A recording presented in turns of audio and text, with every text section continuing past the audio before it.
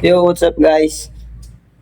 Dumating na pala yung in-order kong top box tsaka bracket. Bali, magpapakabit tayo ngayon dun sa panghabal na motor natin.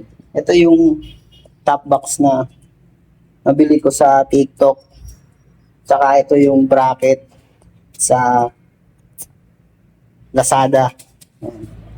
Papakabit ko muna to sa pinakamalupit nating mechanic sa Daraga. Let's go. Ayan, nandito na tayo sa shop ng ating trusted mechanic.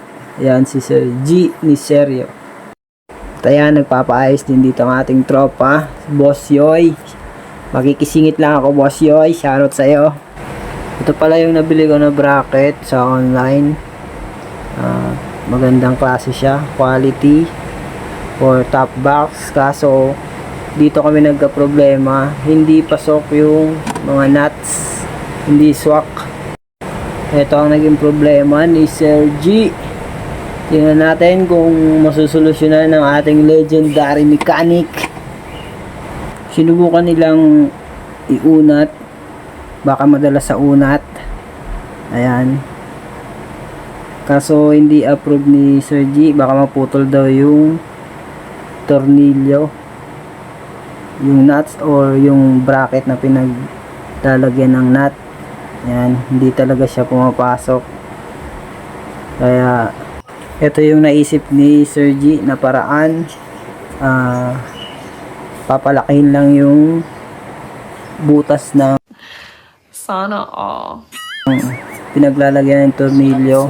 Bali, sisilsilin. Yan.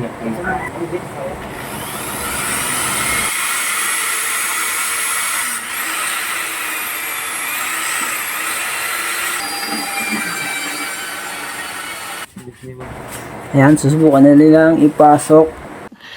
Sana all.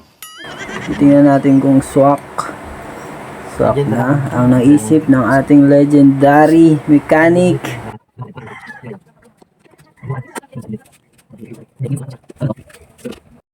Ayan, medyo hindi pa pasok kaya ginamitan na nila ng ipinagbabawal na technique. Yan palang technique dyan.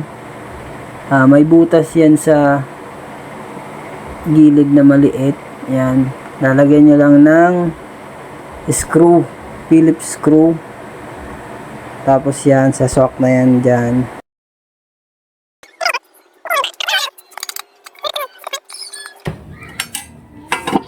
Nice. Kunting mga technique lang rin. Tadabis ka talaga. Labis talaga yan. Sa kumput. At dahil tapos na yung bracket, mag-unboxing naman tayo nung nabili nating top box. Si Boss Yoy pa lang mag-unbox ng ating parcel.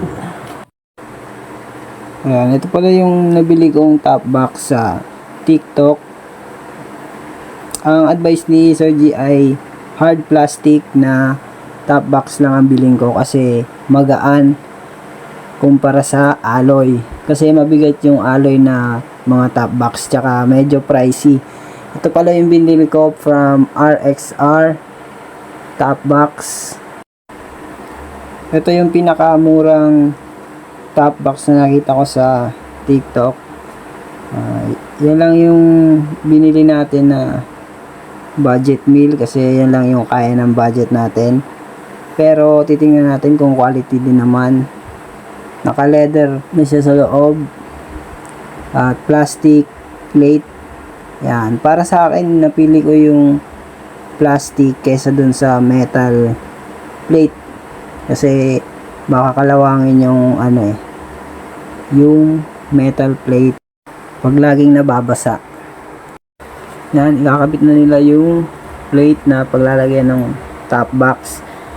Kailangan natin magpakabit nitong top box kasi para komportable yung angkas natin.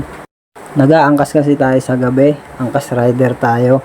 At yung ibang mga client, nagpapasabay sila ng mga pagkain o kung ano man ang ipapabili nila. Kaya kailangan natin ng mapaglalagyan ng mga pasabay ng client. Pasabay ang tawag doon. Bumibili kami ng product o kung ano mang gusto nila, at dinadala namin kung nasan man sila. Yan ang isang hassle natin sa gabi.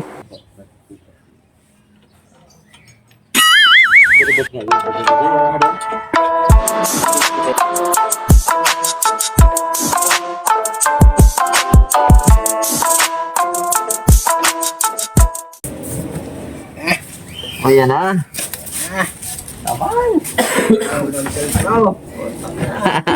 Mag-sector yung mga eh.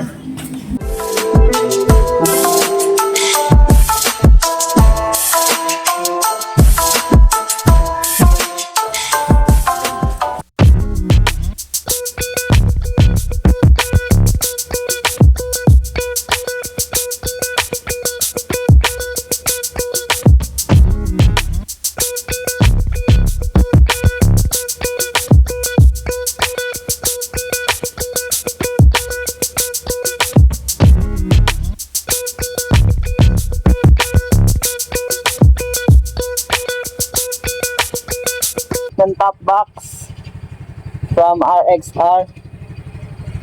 Afterwork na tayo, ready na tayo ulit mag-angkas mamaya.